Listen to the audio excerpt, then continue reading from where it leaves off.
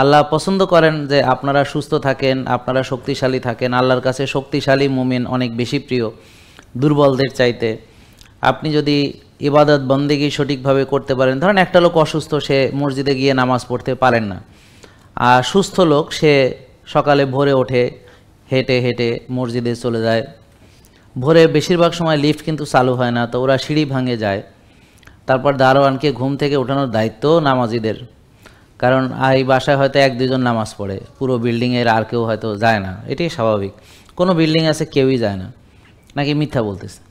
তো তাইলে ওই বিল্ডিংয়ে সব রুগী, দুই একজন সুস্থ লোক আছে, ওরা আপনার ভোরে উঠে সিঁড়ি ভেঙে দারোয়ানকে আবার ঘুম থেকে উঠাইয়া তারপরে তাকে দিয়ে তালা খোলাইয়া তারপর হেঁটে হেঁটে মসজিদে আসে, তারপরে নামাজ আদায় করে। আর যে রুগী, সে তো সিঁড়ি ভাঙতে পারবে না, ঘুম থেকে উঠতে পারবে না, তো নামাজ পড়তে যাইতে পারবে না। তো আল্লাহর কাছে অবশ্যই সেই প্রিয় যে মসজিদে গিয়ে নামাজ পড়তে পারে ফজরের সময়, তাকেই আল্লাহ বেশি পছন্দ করবেন। তা আপনি আল্লাহর প্রিয় পাত্র হইতে হইলে আপনাকে সুস্থ থাকা চাই।